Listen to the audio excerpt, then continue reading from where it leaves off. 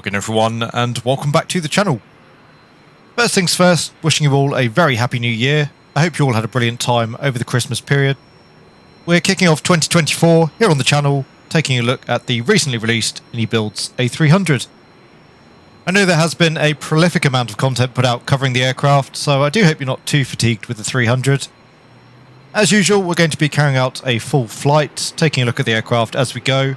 And today, in particular, we're going to be finding out whether or not the A300 is worth your money. Of course, we have the freeware iniBuilds A310 available within the sim. We're going to be carrying out some retro ops in this retro jet. We're currently on the ground at Atlanta. We're going to be taking the aircraft over towards Dallas-Fort Worth.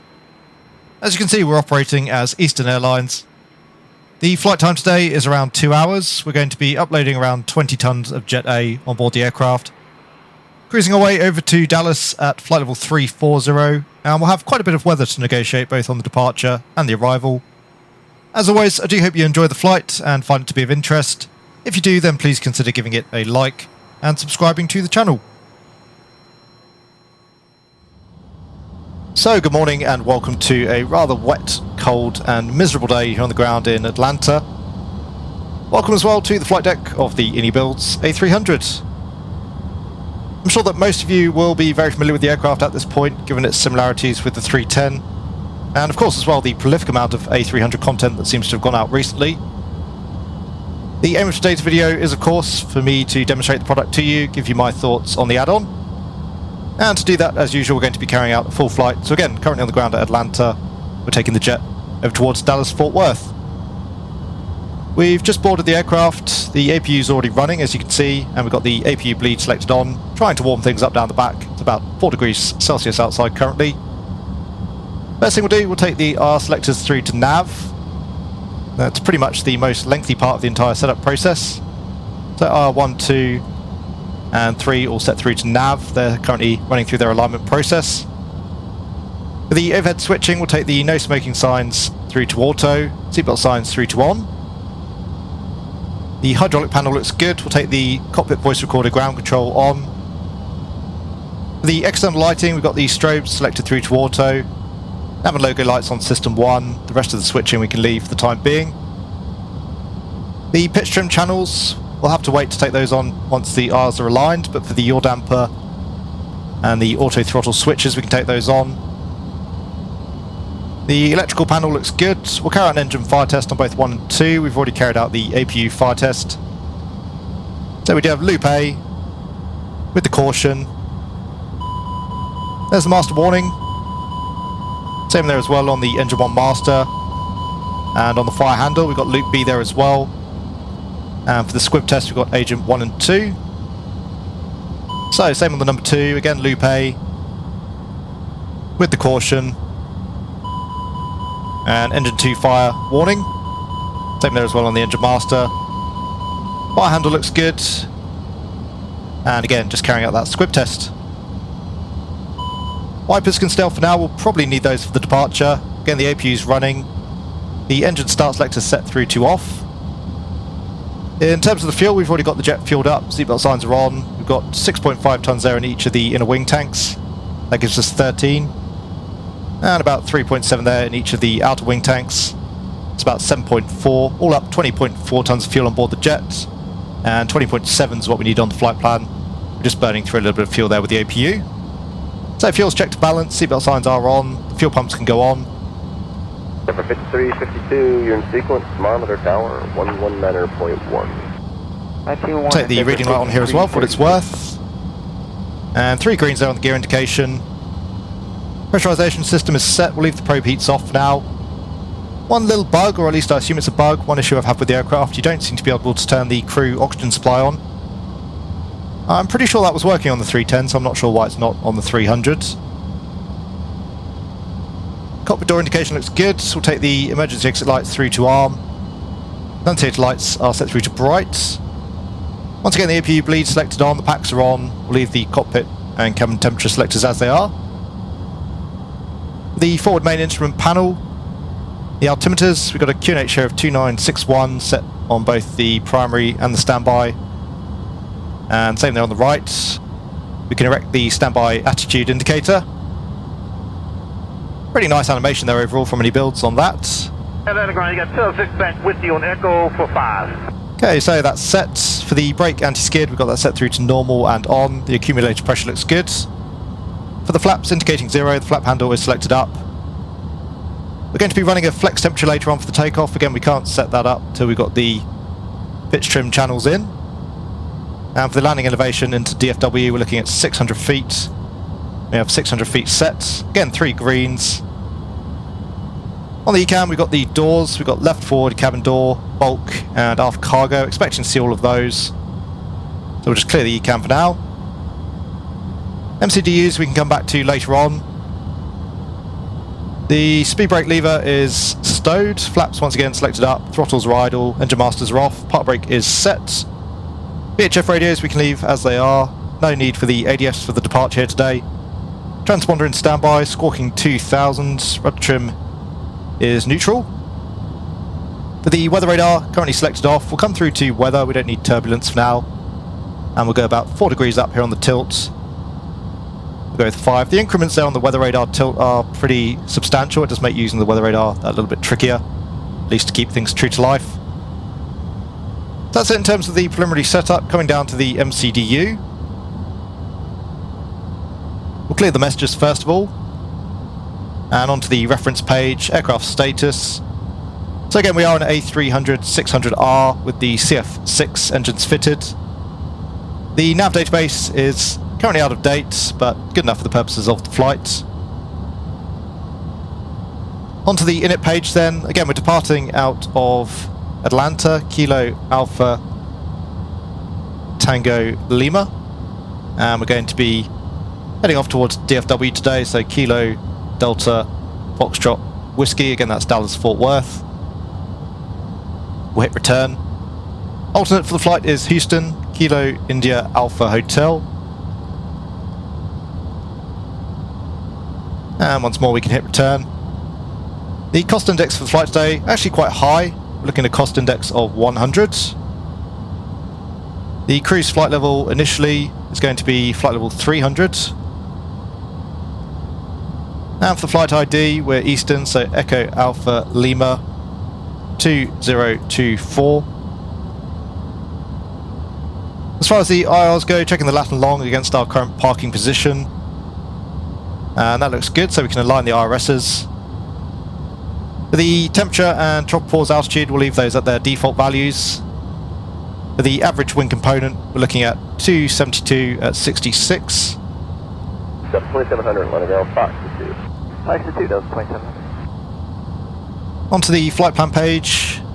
So departing out of Atlanta. Expecting runway 26 left this morning. And it's going to be the Cajun 2 departure. Ground is 2467, Mike for 4. The transition is waypoint Stinger, so we can insert that. Flight plan itself, very straightforward. Out from waypoint Stinger, we're going direct to Mike Lima uniform. After that, direct to waypoint Union, which is Yankee Uniform November. And then from Union, we're picking up the arrival into DFW. So we'll take the star. We're expecting currently the RLS for 35 center. RLS 35 center. It's going to be the Winnie for arrival. Now the 21-27-4 South Victor, taxi please.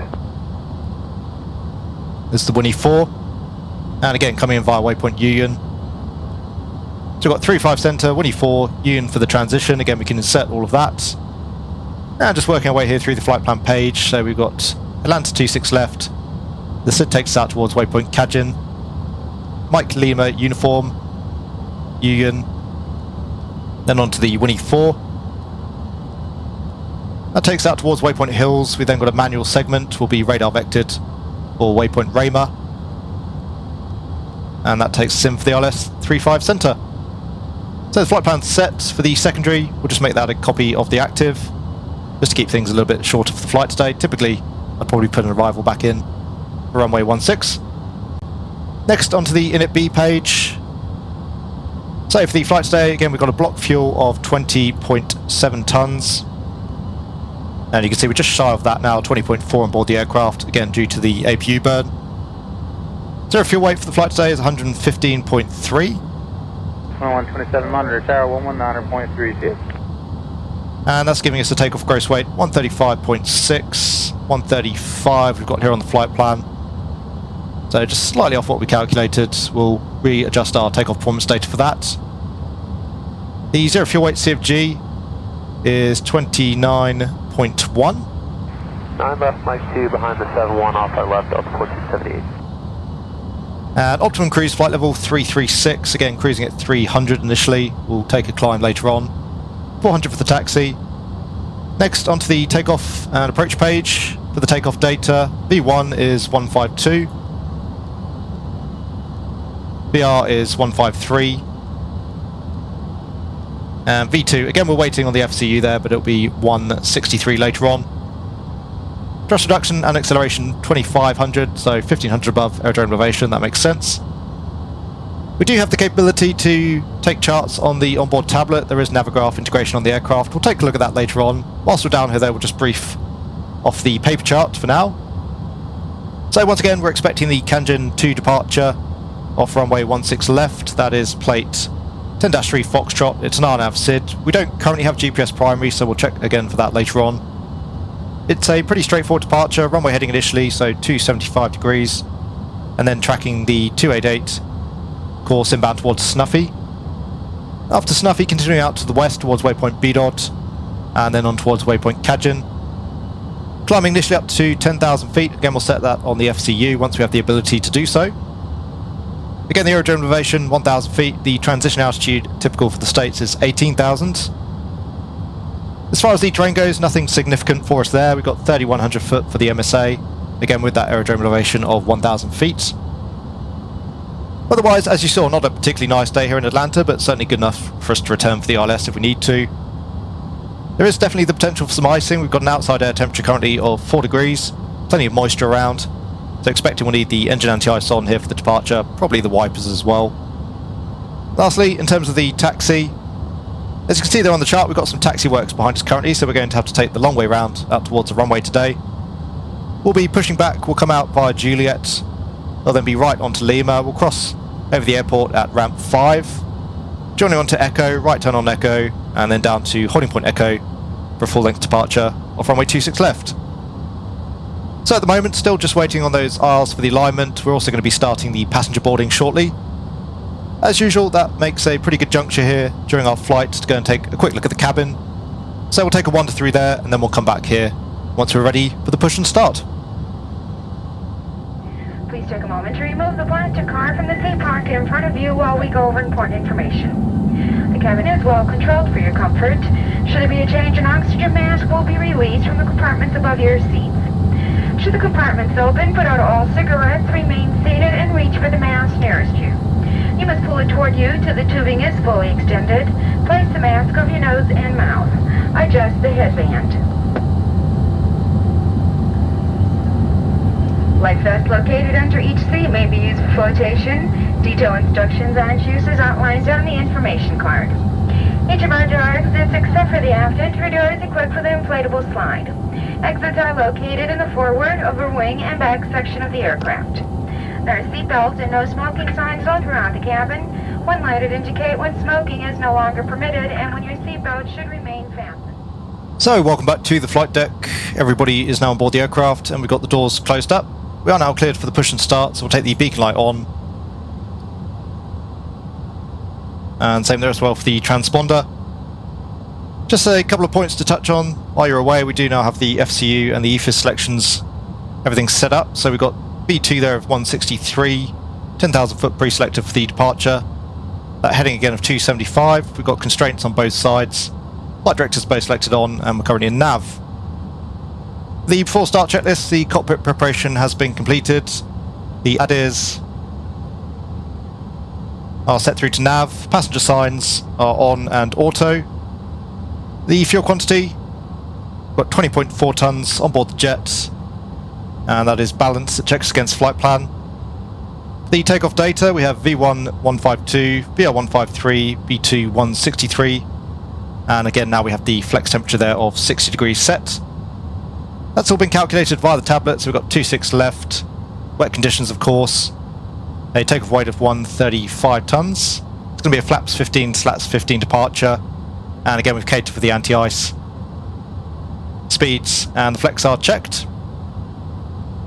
For the altimeters, we've got a QNH of 2961, again set on all three altimeters. The windows and doors are closed, beacon is on, thrust levers are idle, the park brake can come off, and that is the before start checklist complete. So the tug should commence the push fairly shortly. We'll commence the start in the meantime, coming through to start on System A for the outbound leg. Starting the number 1 first. So, engine 1, start. Ground control, top of the morning to you. Southwest 3193, coming to 3 south, taxi. So you can see we do have N2 rotation. I'll keep fairly quiet here during the startup. The sounds on the aircraft during the start are absolutely excellent. There goes the push. Good afternoon, JetBlue 520, 1 south, ready taxi. It's up through 24% there on the N2. We'll take the fuel on the number 1.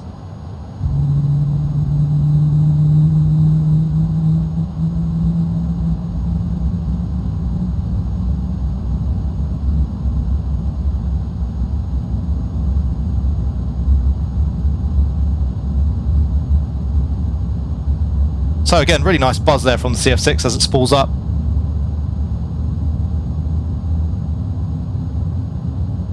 Oil pressure's looking good. Nice little electrical transient there as well as the engine generator takes the load.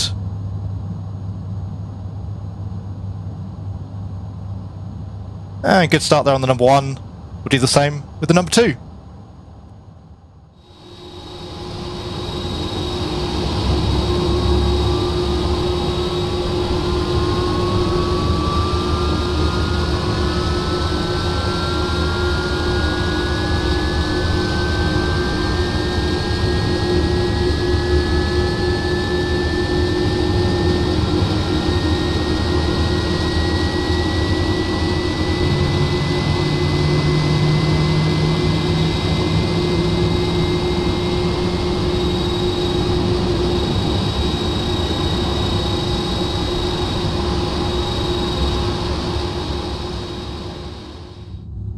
Okay, so we now have 2 good starts. The engine start selector can go back through to the off position for the time being.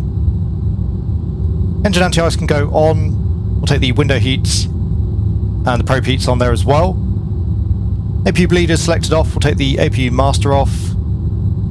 And down to the center pedestal, we'll reset the rudder trim. That's indicating 0. We can arm up the spoilers. We'll select slats 15, flaps 15 here for the takeoff. On the stab trim we want down 0.2, that is set. And on the doors page, just checking there, we do have all 8 door slides armed. So once again, flaps 15, slats 15 selected, and that's what we've based our takeoff performance data on. The after start checks, the pitch trim, we have 0.2 units down, rudder trim is 0. Spoilers are armed, the flaps, again, flaps 15, slats 15 selected and indicated. ECAM status 2384, give way to that JetBlue out of 1. is checked. 2384, welcome. Anti-ice, again, just the engine anti-ice selected on, and that's checked there on the ECAM memo. The ground equipment is clear, that is the after start checklist complete. So just a little bit out of sequence here, we're going to run through our taxi out flows. We'll carry out the before takeoff checklist here in our present position, just to save us a few tasks later on and run through the flow and the sequence of the video. So firstly we'll carry out a flight control check. JetBlue 520, number 2, monitor tower 19.3. We have full up. Interestingly there, the elevator is not actually showing full up there on the scale. In reality, you'd probably want to be returning back to the stand for that sort of indication, but we'll continue with it today. So full up, pull down, and neutral, pull left, pull right, and neutral, and on the rudder, pull left, Ground Delta 2301, joining Fox for ramp 2. Full right. And neutral. Once again, we're departing off runway 26 left. It's going to be the Kajin 2 departure. Straight ahead, then a turn towards waypoint Snuffy. Speed restriction 250 knots below 10 initially, and climbing to an altitude of 10,000 feet.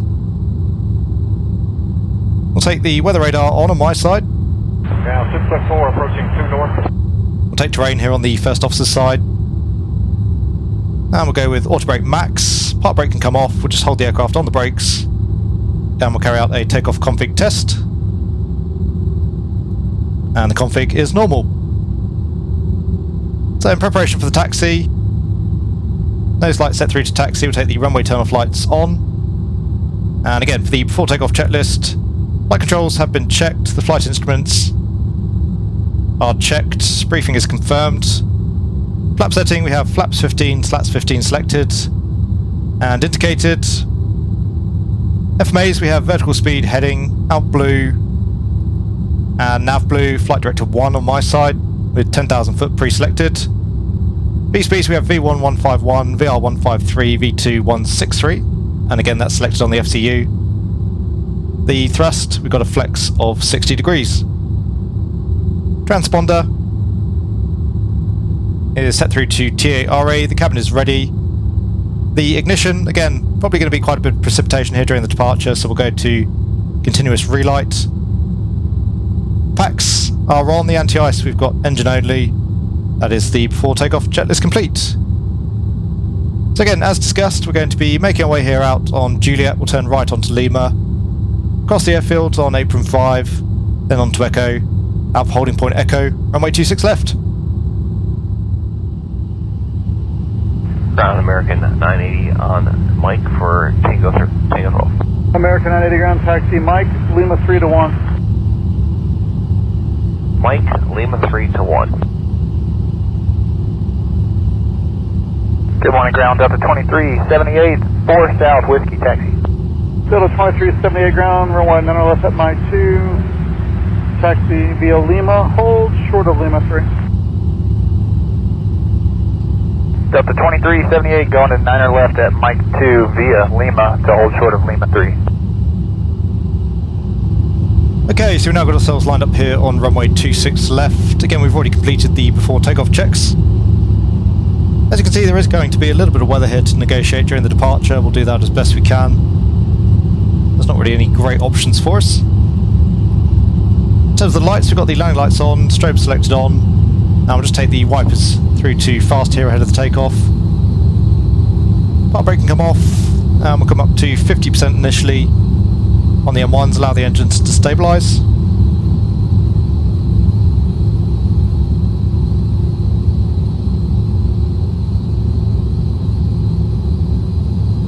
And take off. So we have thrust, SRS heading.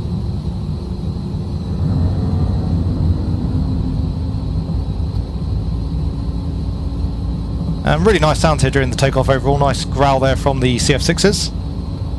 Thrust is set.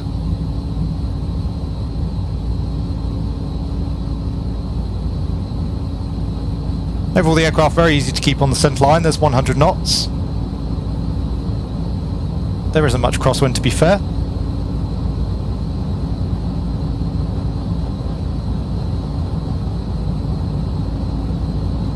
Okay, there's V1.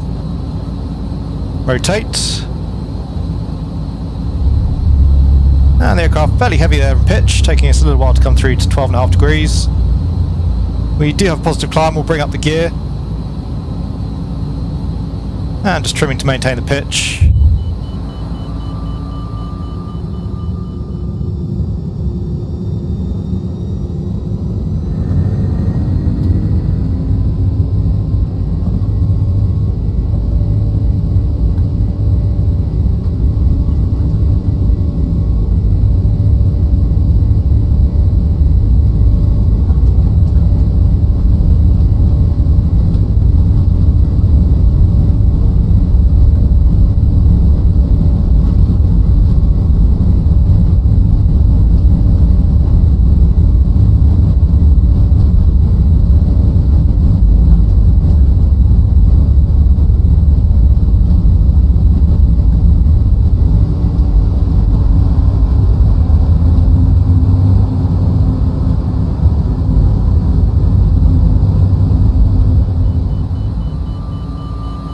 Up through 500 feet, we'll take command 1.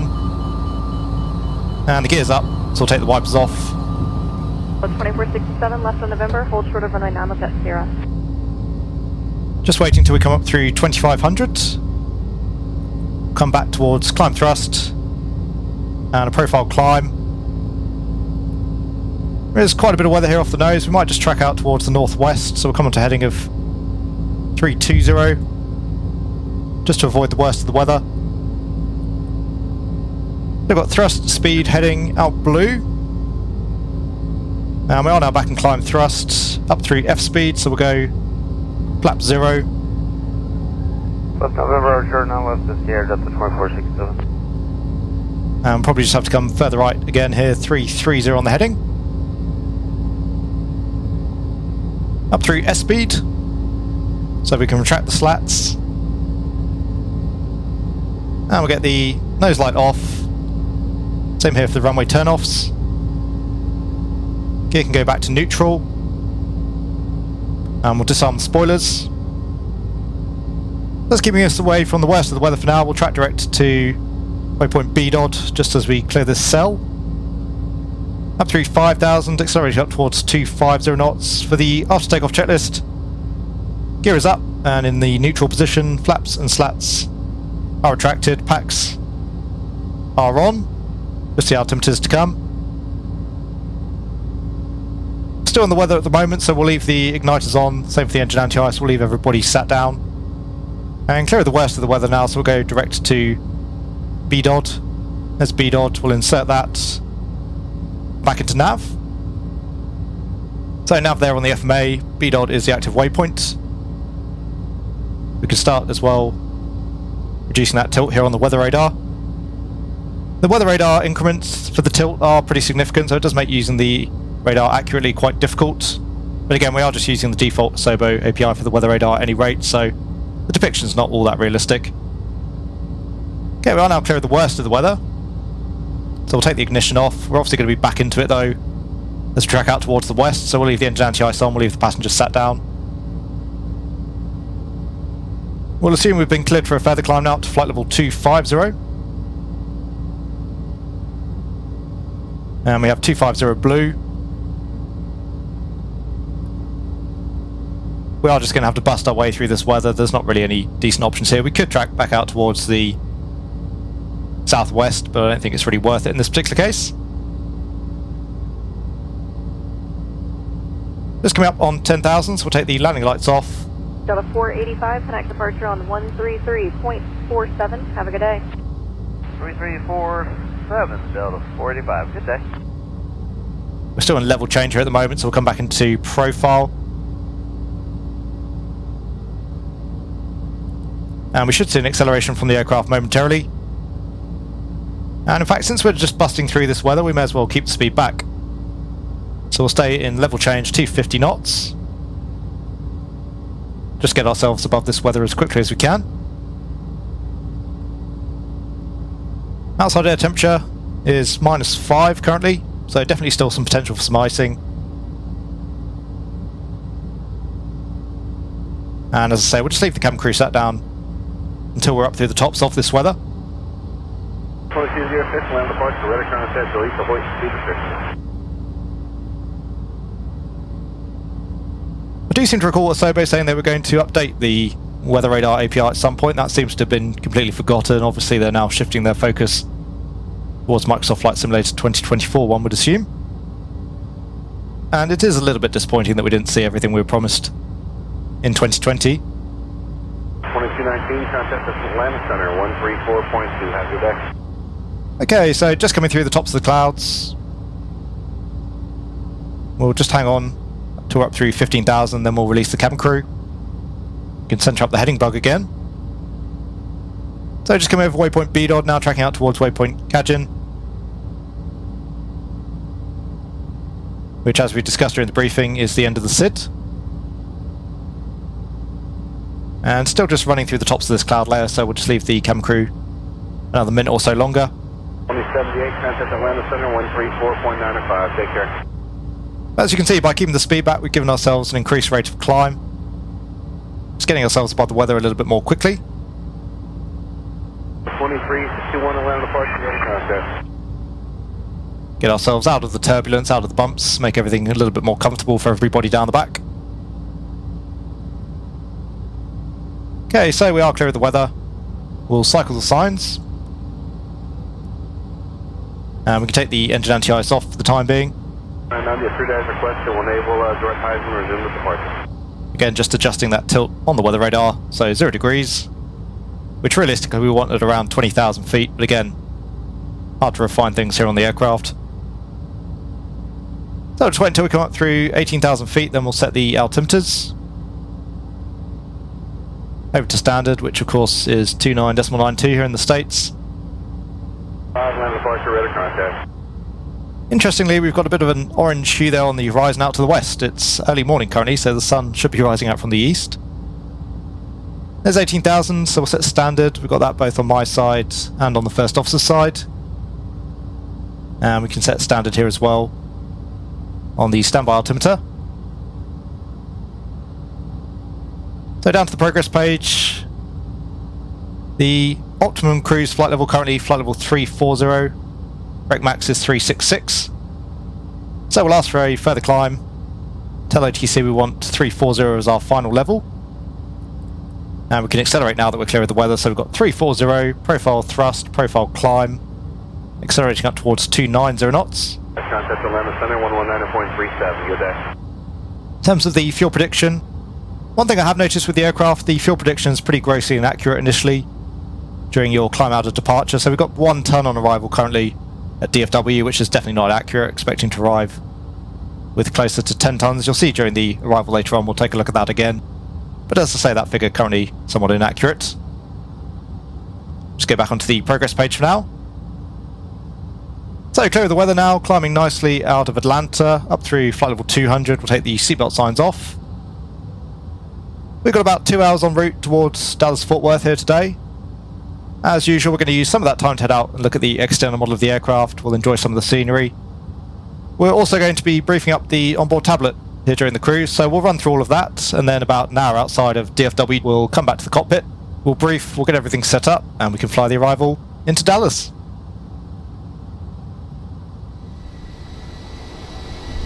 United 1938, Fort Center 133.3. 33.3, United 1938. For 0 Tango Romeo, what's your speed in the climb? It's going to be 222 for 1 to me. Number 0 Tango Romeo, roger. Number 0 Tango Romeo, contact Fort Center 127.0, good day. 27 nothing, 1 to me, good day. Southwest 199, normal speed, climb maintain 16,000. Hey, normal speed, re-cleared down to 16,000, Southwest 199. American 1331, maintain 17,000. Vedjet 796, I'm just waiting on the center for higher. There we go. Contact Forward Center 13202, have a good day. American 61 heavy, turn right heading 280. So here we are now then, up at flight level 340. As you can see, that puts us above most of the weather. As I mentioned, I thought here during the cruise it'd be a good opportunity to take a look at the onboard tablet and its various functionalities. American 2773, departure with a contact. So coming down to the tablet itself, we'll just run through each of the major options. Overall, the level of depth with the tablet's pretty good. Not quite up there with the likes of the Phoenix Airbus A320, but nevertheless plenty of functionality there. And pretty much everything you would need for this sort of aircraft. So starting with the settings menu, as you can see we have the ability to power the EFB off as well as lock it. We do have brightness settings, although you can see for yourselves here, even at full brightness, under direct sunlight the tablet is rather dark. We can also choose various panel states, so we've got cold and dark, ready for takeoff, and the aircraft powered on the ground either by the APU or the GPU. For the My Flight tab, you can import the flight plan from SimBrief. That'll give you the departure and arrival METAR as well as the departure and arrival time. It'll also give you your en route information. I presume here the aircraft, or rather the tablet, currently pulling the information from the MCDU. Also we have the option to display the checklist. I'm using a paper checklist for the flight here today. Big Tab 282, climb maintain 17,000. In terms of ground equipment, we can open and close all of the aircraft doors, including the cargo doors and the bulk cargo door. We can also manually arm up or automatically arm up the slides. Nice little touch there, we'll take a look at that later on. For the ground equipment itself, obviously we can't select that at the moment since we're airborne. But you can choose whether or not to toggle the chocks on or off. Same for the jetway and the ground power unit. The ground power unit is a custom animation, whereas the catering, luggage and fuel trucks just, I believe, makes use of the default Microsoft Flight Simulator assets. Or of course GSX if you're using that. We have the ability to command a pushback via the tablet. We can also adjust the cabin lighting. And as discussed, you can manually arm all the doors should you wish. And we have a tab here as well to close all of the doors. American 2078, Fort Worth Center 127.0. For the weight and balance, very much what you'd expect. You can put in the passenger number, the load, the fuel. I will say though that I haven't found this menu to be all that intuitive. For example, I'm not sure whether or not the load tab overrides the passenger tab. And I had assumed initially these bottom columns might be the cargo loading, but it seems to be that they affect the overall aircraft weight via the station. So again, it's a little bit counterintuitive, I found, but you can of course get it working. And you can also very nicely update the weights via SimBrief, again if you choose to import a SimBrief flight plan. American 2834, departure ready contact. Actually, one last issue with the weight and balance. You can only fuel the aircraft on the ground with the engine shut down, which of course is realistic. But I was preferring the sim having the option to adjust things as you prefer. There's no option as well via the settings to turn that off as a functionality. So just be warned, you can only refuel the jet on the ground. That can be a little bit of a pain if, for example, you want to practice some circuits or something of that nature and you run low on fuel. You have to shut everything down and start again. November 11 Quebec, clear direct to Rabbit. The performance tab, very much as you would expect. You can pull the conditions from the sim, otherwise enter them manually. So we can select the runway, the various conditions, the aircraft weight, and parameters that we want. Hit calculate and it'll give you your flex temperature, V speeds, your maximum takeoff weight based on your performance, as well as your gross weight CFG and your THS setting. My only issue with the performance tab, you can't manually enter a runway. You have to actually have a runway either selected via the SimBrief flight plan or entered in the MCDU. I've tried just entering the runway data and it won't let you calculate based off that, so a little bit inflexible. For the aircraft maintenance, the aircraft does have basic failure and maintenance modelling, not up there with the likes of Phoenix or PMDG. For example, as you can see, we can replace the tyres. Apparently you will actually get visual wear on the tyres, which is a really nice touch. You can also replace the brakes, service the APU, as well as service the engines and the hydraulic system. We have the option to reset the emergency slides, and we do also have a couple of maintenance panels that you can open up on the aircraft, say the fuel panel, the engine cowls, APU cowl, and you can choose to stow the rat. As you can see, the APU and engine oil quantities are monitored. They will deplete over time. You will have to replenish those. Same for the hydraulic system. Again, though, basic failure modelling compared to certain other study level add-on aircraft that we've seen in the sim. Hopefully iniBuilds will flesh that out at a later date. American 2773, maintain 17,000. Navigraph functionality, very much as you would expect. We'll be taking a look at that later on during the flight. We'll brief the arrival into Dallas-Fort Worth off the charts. Japan Air 11 heavy departure, radar contact, speed, your discretion. For the settings pages, we actually have two settings pages here. We can choose to set up SimBrief and import that into the tablet. I've chosen not to do that for the flight here today. Hoppy, I'm not entirely sure what the functionality is there. I'm sure some of you will be able to tell me. And Navigraph, as you've seen, we can link that to the tablet as well. The aircraft settings, we can choose the IRS alignment time, whether or not the tiller auto disconnects. We can choose to link the instruments, so for example in today's flight we've got the captain and the first officer's altimeters linked up. You can also choose to link up the standby altimeter. Just saves you setting all three altimeters with the QNH.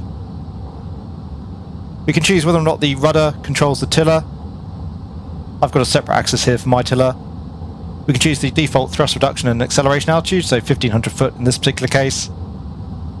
And we can also reset the brake temps. So again, if you want to carry out some stop and goes or a quick turnaround without cooking the brakes, you can do so via the tablet. For the EFB settings, we can choose between metric and imperial. Same for the altimeter, between hectopascals and inches of mercury. And the on-screen keyboard, when you're using it, will actually disable control of the aircraft, so you can choose whether or not to have that turned on or off.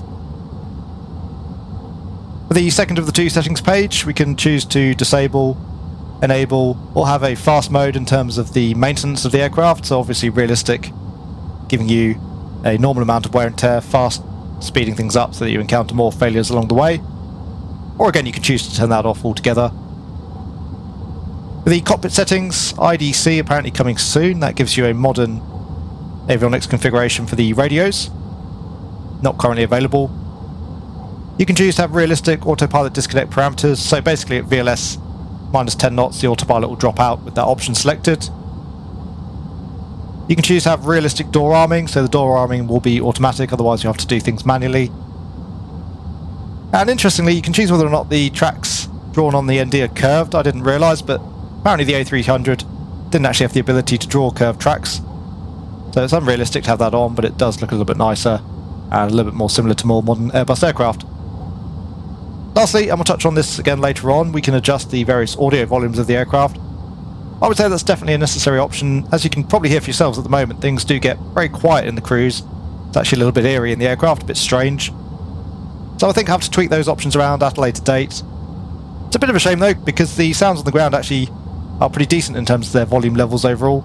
It's just in the cruise that things are unusually quiet. XZ 534 departure, rudder contact. Lastly, for the throttle calibration, I've obviously run through this process already, but you can calibrate your hardware throttles and have those align correctly with the A300 in the sim. So overall, as I said, not a bad tablet, certainly plenty of functionality there. Most of what you'll need is covered off. It would be nice as well to have the performance calculator enable you to be able to perform landing performance calculations. Other than that, again, I would like to see the failure system fleshed out such that we can actually program a whole variety of manual failures and have a more substantial list as well of random failures available to us. Otherwise though, again, a nice tablet and a decent addition to the aircraft. American 2078 departure, rudder contact. Spirit 1971, direct Tigger, maintain 17,000. Departure Southwest 20, 112, out of 2 for 8,000 on the Curlo. Southwest 21 departure, rudder contact, climb and maintain 10,000. Up to 10,000, Southwest 21. American 2078, just checking, I had a couple check on at once. You're still on the SPID, climbing at 10. Departure, 6 stripe 202, 2,600 climbing via the Curlo 5. Big Shape 282, departure, rudder contact. Southwest 21, maintain 17,000, Fort Worth Center, 133.3, good day. So welcome back once again to the flight deck of the A300. We are just approaching our top descent point. I have to say I've had very mixed results with the aircraft's VNAV so far, but we'll trust the aircraft and see how we go here. So we're going to set 6,000, that's the altitude we want to be at the end of the star. We'll let the aircraft manage everything in VNAV as much as possible, we'll see how we go. So we'll hit profile again. The aircraft now showing us high there on the VDEV. Want to be below flight level 300 at waypoint Chalk. That's not going to be an issue. We need to be below flight level 230 at waypoint Outland. So we've got about 10,000 foot to lose there. About 40 miles, so looking pretty good at the moment. And the first speed restriction there, 290 knots. We're not going to focus too much on the profile for now. We'll get the aircraft set up first, brief everything, and then we'll finesse the profile later on. So for the arrival itself, again, it's going to be the Winnie or Winey 4 arrival, expecting the ILS 35 centre. The chart number there is 60-2 Victor. Rather annoyingly, you can't actually click and drag the charts here on the tablet. You have to use the arrow keys, which is a little bit cumbersome. And you'll notice as well, the aircraft actually well out to the left of track here, currently on the star. I don't know which is more accurate here between the EFB and the jet itself. I would imagine the jet. If we come down to the reference page and go to position monitor, you can see we do have a little bit of drift there on the IRs, but we're currently in GPS primary, so we should be pretty accurate in terms of the tracking. Okay, still showing good on VDEV here at the moment. And just coming down through flight level 290, so 6,000 foot more to lose before Outland. About 24 miles is what we need. And currently showing about 22. That speed's still creeping up there. Really, we don't want that since we've got the 290 restriction. So we'll come into level change. It's 290 on the chart. I'm just going to go 280. There's 280. So there are various speed and altitude restrictions on the way down. We've got 290 at Chalk, then at waypoint Outland we need to be below flight level 300 at Chalk as discussed, below flight level 230 at Outland. Thereafter 270 knots, 16,000 foot or below at waypoint Berry, 250 knots below 12,000 at Howdy, 240 knots at 8,000 feet at waypoint Berms, and 230 knots, 6,000 foot at waypoint Hills. We've set 6,000 there, so again we're going to let the aircraft, just once we've got the speed back here, we'll come back into a profile descent. We'll let the aircraft manage the descent, see how we go with the various restrictions en route. Off the star we'll be coming onto the ILS for runway 35 centre. As before, we'll brief up first, we'll get the aircraft set up later on. So the plate is 61-16, the frequency is 110.3, India Papa Kilo Quebec. Final approach course 356, there's a profile check 2100 feet at waypoint Jobs. We're going down to the Cat 1 MDA 763, that's 200 foot on the rad out, and the aerodrome elevation 600 feet. The missed approach, it's climbed to 3,000 foot, tracking outbound 356 to Bossy. We'll take up the hold at Bossy, or otherwise as directed by air traffic control. Transition level, flight level 180, again as you would expect here in the States. So coming down through 24,000 or flight level 240. And we're definitely going to make that restriction there at Outland. Just bring the tilt up again on the weather radar. In terms of the terrain, as you can see, nothing too significant there for us. The MSA for the arrival 3,600 feet, and again the aerodrome elevation 600 feet. Weather's the main concern here today for the approach. As you can see there, we've got some storm cells building up in and around the field. Currently not looking too bad out towards the airfield itself. Dallas is off roughly at our 2 o'clock. There is a little bit of build up over there. Obviously we'll just have to negotiate that as we go. To cater for that though, we'll be taking the ignition on most likely later on, and probably the engine anti-ice as well. We're approaching flight level 200, so we'll take the seatbelt signs on.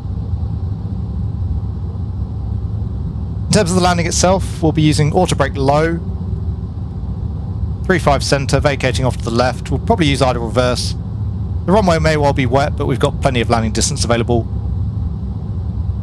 In terms of our fuel state, currently the aircraft showing us arriving with 10.2 tonnes, so again you can see how inaccurate that estimated fuel on board was during the departure. We need 5.2 for Houston, so we've got about an extra 5 tonnes up our sleeve, about an extra hour's worth of fuel. Plenty of options and plenty of runways as well into Dallas. So in terms of the aircraft setup itself, again we want 110.3 356, and you can see I've already pre-selected that. On the takeoff approach page we've got an MDA there of 763, that is checked against the chart, and I'm not sure whether or not that's going to give us an auto call out. We've got it set there as well on the altimeter, but just as a backup we'll set the DH here as well, which again is 200 feet. So we've got 200 foot there on my side. American 2834, maintain 17,000.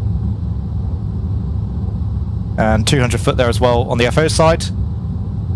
Down through 20,000, once again the seatbelt signs are on.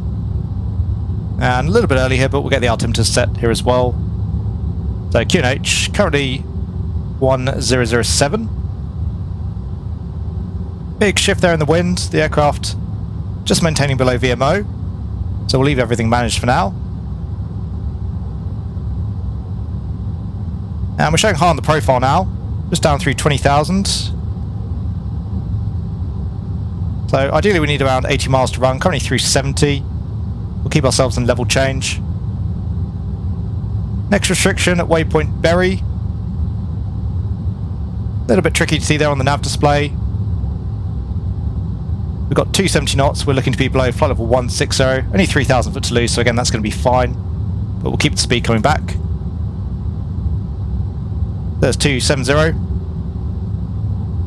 And we are going to be coming back down into that cloud layer. The memo there on the ECAM, TAT in icing range, so we'll take the engine anti-ice on here ahead of time. Just coming on the range as well, again on the nav display, and we can center up that heading bug. So 3,000 foot. We need about 12 miles. We've got about 15. Happy with where we are for now. We're still showing high here on the VDEV. We are, to be fair to the aircraft, high overall on the profile.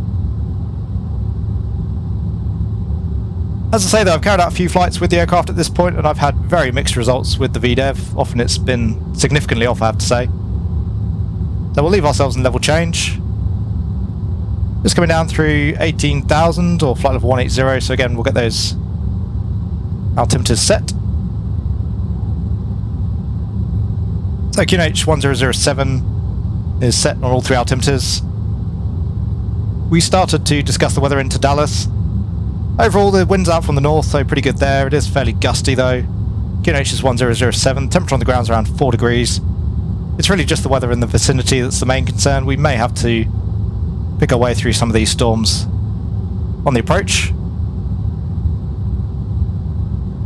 At the moment though, it's actually looking like we've got a pretty clear run inbound towards the field, maybe just a little bit of weather currently out to the east of Dallas.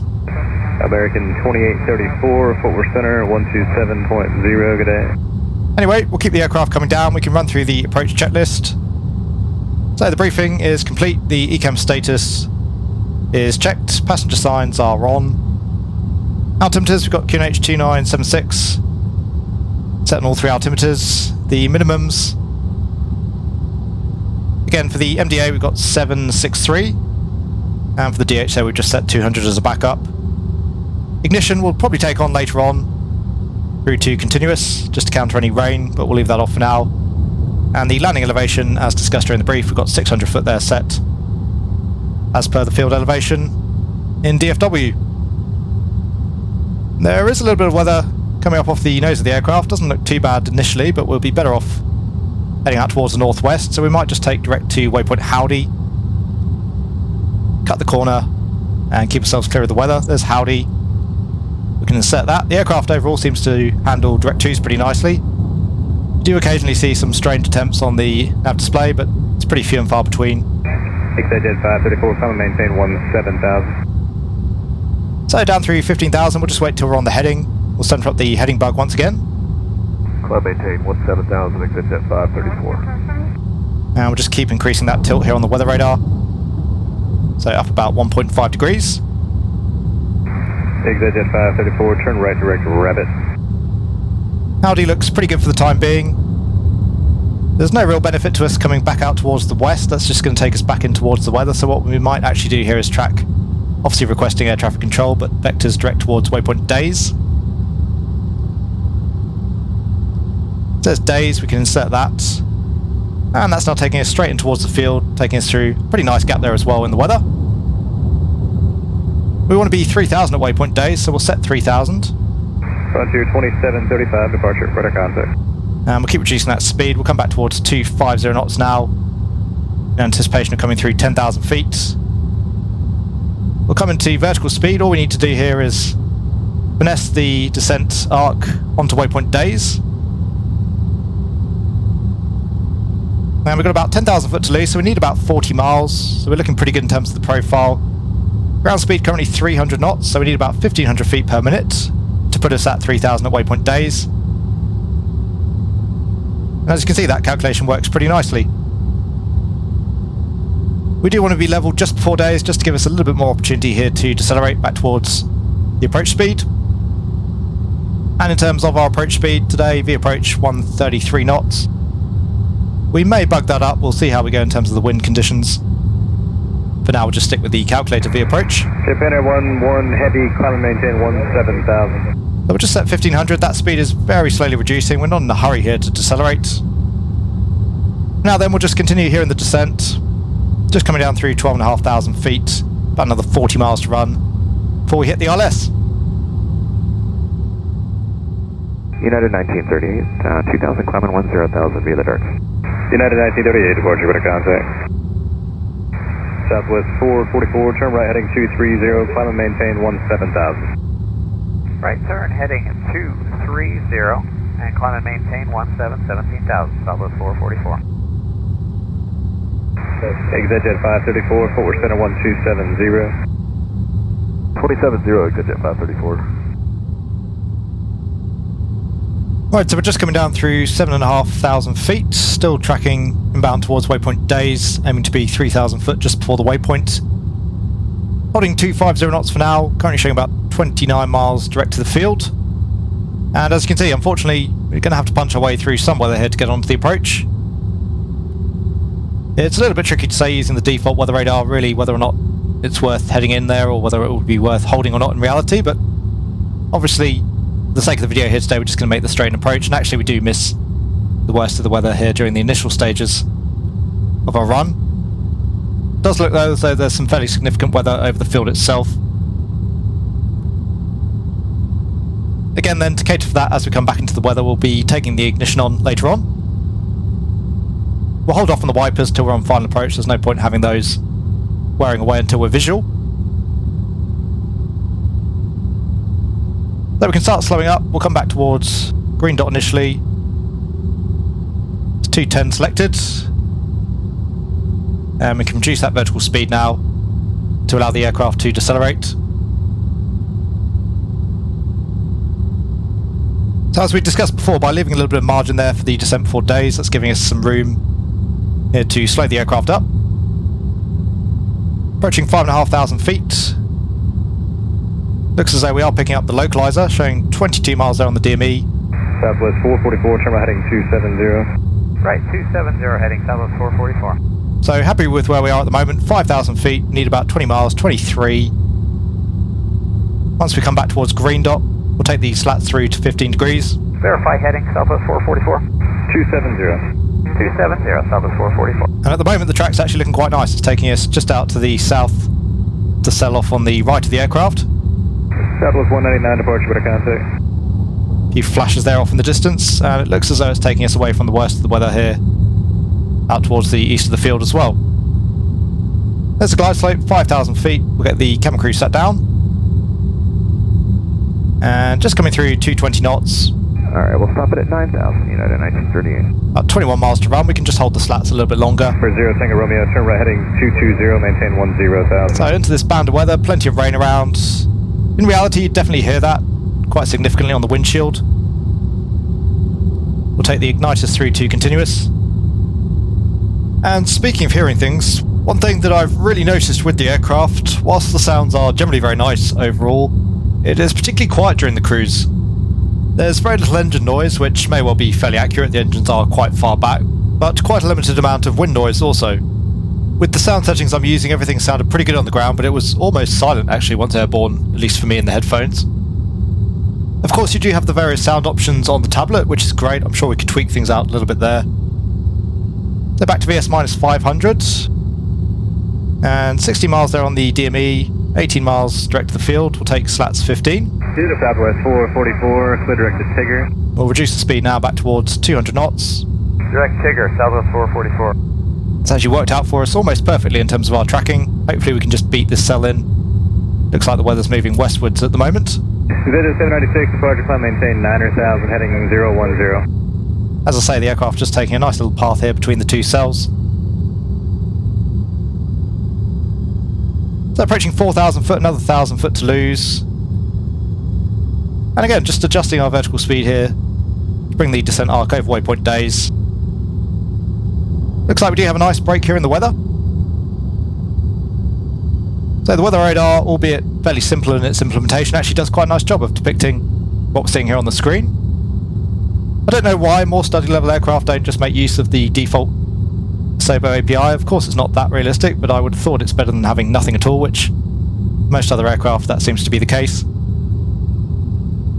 13 miles now on the ILS. We want the speed back around 180 till 7 miles. So we'll just reduce towards 190. And we'll go flaps 15. Frontier 2735, maintain 17,000. And we'll keep reducing that speed back towards 180, just to help with the turn radius here as we come onto the Loke. We'll assume we have been cleared for the ILS. We've got 12 miles to run. So we'll arm up the approach. We'll take autopilot 2 there as well. We've got glide slope Loke Blue, Cat 3, and autopilot dual. Speed's looking good. One dot low there on the glide slope, exactly where we want to be. We should see the localizer coming in about 5 miles time. And the field itself just buried away. It looks a little bit under the weather off our 2 o'clock. November 0 Tango Romeo, maintain 17,000, fly heading 270. 17270, one Camille. American 1331, departure with a contact. Down through 3500. That glide slope is just creeping in again, so we'll just increase our vertical speed ever so slightly. We don't want to end up high here on the glide slope. Southwest 444, Fort Worth Center 1270. 27 nothing, good day, Southwest 444. Exit 796, maintain 17,000. And expecting to see Lokestar fairly shortly. 9 miles now, we'll take the gear down at 8. Number 0 Tango Romeo, expedite through 15,000. Expedite 215, one Camille. Okay, so just starting the turn in towards the field, there's Outstar. United 1938, climb, maintain 10,000, traffic 11 o'clock, 8 miles westbound out of 10.5's a citation. Alright, up to 10,000, 1938. And again, since we're down at 3,000 foot, we shouldn't have any issues here with a glide slope capture from above. We'll probably see glide slope and Lokestar at almost the same time by the looks of things. Southwest 199, maintain 9,000. Out of 8 for 9,000, Southwest 199. Okay, as Lokestar, glide slope star, the missed approach altitude we said was 3,000 foot. We do have 3,000 foot set. Through 8 miles, so we'll take the gear down and start bringing the speed back towards 160. Exit at 796, turn right direct lying. We can arm up the spoilers. Those light through to takeoff. We'll take the runway turn-off lights on there as well. So speed's looking good. We're going for the slats 30, flaps 40 landing today. We'll take the flaps through to 20 degrees. United 1938, traffic enough factor, maintain 17,000. And again, V approach is going to be 132 now. So we'll bring the speed back towards 132. And we'll go flaps 40. Southwest 199, do not exceed 250 knots, climb and maintain 17,000. 250 knots, climb down to 17,000, Southwest 199. So we have flaps 40 selected, just waiting on the flaps and the slats to roll out. 140 selected for the time being. American Local 733, cross runway 18 right, hold short 18 left. In terms of the landing checklist, the landing gear is down, but you have 3 greens. The auto brake is set low. Anti-skid is selected on.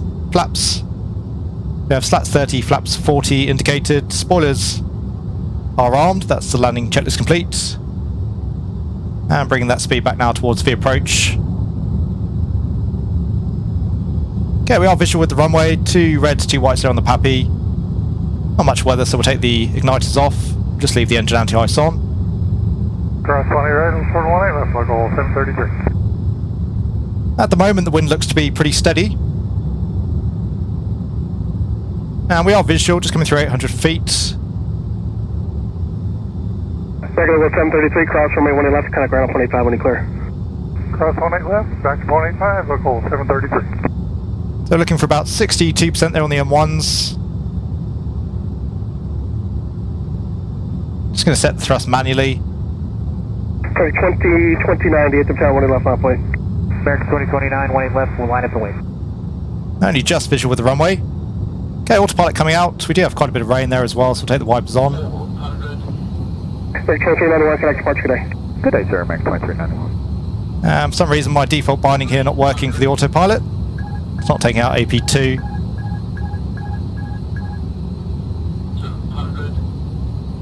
Okay, it's just putting us a little bit low. So correcting for that. Well, the aircraft actually feels really nice to hand fly overall, I've got to say. Just carrying a few extra knots. Off the thrust. Let's touch down. Onto the reversers. And we've got spoilers. auto brake. We'll take the auto brake out and just roll through to the next high speed. We'll cancel the reversers. And vacating off to the left.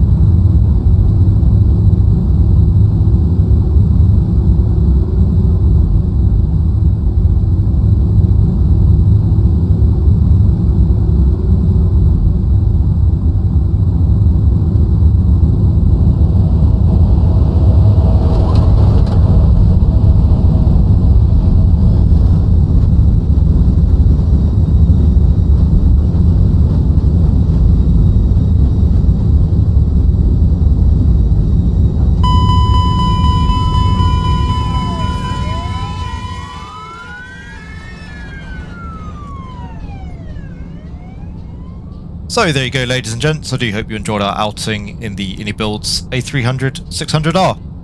We'll finish up the review here with my thoughts on the product. I'll give you some positives and negatives of what I found along the way with the aircraft.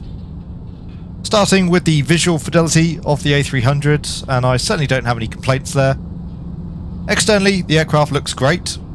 The modelling depth is excellent, the quality and the range of the available liveries as well, very, very good. Generally speaking, the PBR materials look very realistic. Lots of nice visual details as well as far as the modelling goes. We have the brake wear indicators, for example, the refuel panel. As we looked at during the cruise, you can open up various panels on the aircraft via the tablet. The same is very much true internally. The modelling in the cockpit, excellent once again. Obviously, most of you will probably already have some idea as to the level of quality via the A310. The texturing as well is very nice. Unlike the A310, by default you get sharper cockpit textures, and that is very noticeable. Again though, materials generally look very realistic, the lighting is done very nicely as well. And as far as the passenger cabin goes as well, not an area that's generally of much interest to me personally, but it's certainly been modelled very nicely. Probably one of the most detailed passenger cabins that we've seen in the sim to date. Really, as far as the modelling and texturing of the A300 goes, the product is right up there with most of its competition. So far as the flight model goes, I found that to be pretty decent overall. Running through the flight, the aircraft taxis pretty nicely. It will pick up some pace even at idle thrust, which is good to see. Maintaining directional control during the takeoff was also very easy, perhaps even just a touch too easy. The jet felt decent during the rotation, perhaps just a little bit heavy on the controls, but that may well be true to life of the real-world A300. The aircraft was easy to trim for pitch, pretty stable as well to hand fly overall. And as you'll have seen there as well during the landing, I was actually pretty pleasantly surprised at how the aircraft felt to hand fly. Better, I would say, than most other commercial jets that I've flown in the sim thus far. I did throw the jet around a little bit more as well off camera, and the flight model under those sorts of conditions doesn't hold up quite as well, but again, you're typically not going to be putting the aircraft in those sorts of situations. So the 300 is definitely nice to hand fly, one of iniBuilds' better flight models to date, it has to be said. In terms of how the aircraft handles, also in terms of how it hits the performance numbers, overall the 300 is certainly representative of its type. And again, I would say that the flight model is very much on a par with most of the competition, right up there with the likes of PMDG and Phoenix. Systems wise, the aircraft is obviously very good. Whether or not you could call the A300 quote-unquote study level really comes down to personal opinion. I would say that the systems depth is pretty much there as a study level aircraft, particularly given the fact that we'd also have basic maintenance modelling and functionality. The fact that details such as brake and tyre wear are modelled is pretty incredible, but at the same time perhaps just a touch gimmicky given that the level of failure depth overall on the aircraft is pretty limited. As I mentioned during the flight, I would certainly like to see the failure system fleshed out. I gather that iniBuilds will be bringing a further paid upgrade to the aircraft at a later date. I suspect we might see that sort of functionality there. Again though, systems depth very comprehensive. I would say broadly on a par with the likes of Just Flight's 146 though, as opposed to PMGG's 737, or again the Phoenix Airbus A320. One last point in terms of the systems. Generally speaking, as I mentioned during the flight, I found the lateral navigation of the aircraft to be pretty flawless. Vertical navigation though did seem to be much more of a mixed bag. On some occasions I saw incorrectly calculated tops of descent, the VNAV profile being significantly off, and generally speaking the aircraft not always maintaining the correct VNAV profile. Interestingly, I don't recall having ever seen the same behaviour with the iniBuilds /Asobo A310. I'm sure that the system will see further refinement from iniBuilds. Perhaps the behaviour is even true to life, even on some of the later Airbus aircraft. The VNAV calculations are not always spot on. The sounds on the 300 also very good, as you'll have heard throughout the flight. Currently, you only get a sound set for the General Electric CF6s, but again, very nicely done, particularly that buzzsaw sound during the takeoff. I gather a sound set for the Pratt & Whitney 4158 variant will be coming at a later date. I mentioned the aircraft also sounding very quiet during the cruise. I'm really not sure what was going on there actually, as for me during the flight the cockpit ambience was almost silent. For the recorded footage itself though, the sound levels do seem to be pretty normal. So perhaps the issue is caused by some sort of quirk with my setup or my headphones, but I haven't experienced that with any other aircraft to date in the sim. Once again though as well, do bear in mind that you do have the ability to adjust the sounds via the tablet, so even if the aircraft is a little bit quiet, you can tweak various parameters to get the desired effect. Overall though, the engine sounds are top notch, the cockpit control and switching sounds very good, and there's a very high level of attention to detail there. I didn't find any cockpit controls missing sounds. Certain sections of the cabin can also be a little bit quiet, but again a very minor issue there for me personally. With regards to the included additional extras, the 300 again a very well rounded product. Firstly, we get both the passenger and the cargo variants of the aircraft. As well with the cargo variants we get custom cargo configurations, you can load up pallets, containers and even your own personal Formula 1 cars to transport around the world. That might be something we perhaps try at a later date. And as I mentioned earlier, there are a whole plethora of liveries available freely to download from the iniBuilds manager. We have the onboard tablet included of course with Navigraph and SimBrief integration. And again, there are quite a few details with the aircraft that we haven't seen simulated on any other add-ons, so for example the brake wear pins, the tyre wear, as well as the ability to deploy the emergency slides, although again I would argue that is perhaps just a touch gimmicky. It is still a very nice touch though nevertheless. So far as the product documentation goes, the documentation at least included with the download was fairly limited. You do get a product manual, it's about 50 pages in total, and that just gives you the basic outlines of the cockpit setup, some checklists, some basic performance parameters for the aircraft. There is just about enough there to get you going, but certainly not much detail in terms of how to actually fly the 300. And once again, as we've seen with a few other add-ons, for a product of this depth I would have liked to have seen a more comprehensive set of documentation. Lastly, touching on the aircraft's FPS, I was getting about 42 FPS in the A300 versus around 75 in the default Cessna 152. In conclusion then, you can purchase the iniBuilds A300 for around £40 here in the UK. Obviously that pricing will depend on your country of residence, your currency, your tax situation. I don't usually bring up price all that much, but since we do have essentially a free version of the same aircraft available in the sim, do I think that the 300 warrants that sort of money for the additional features? If you do like aircraft of this vintage, particularly if you're a fan of the A300, then I very much think that the product is worth the extra money given the additional features. I did see some promotional materials touting the add-on as being some sort of revolution in either realism or immersion. Personally, I don't think that the 600 really offers up either of those necessarily. As I say, for me the aircraft is pretty much on a par with the likes of the Just Flight 146 or the F-27. I think iniBuilds have done a great job with the aircraft. It is a very nice product without a doubt. If you like your classic aircraft and you're not too bothered about failures, then there's really very little of any significance that I can fault with the add-on overall. Once again guys, I do hope you enjoyed the video. If you did, then please consider giving it a like. If you want to see more content from the channel, then please do consider subscribing as well. And if you'd like to help support the channel further, you can do so by becoming a channel member or patron. I'll leave a link to both of those down in the video description below. As always, a very big thank you to my channel members and patrons. And to all of you again, wishing you a very happy new year. Take really good care, and I will see you all again soon.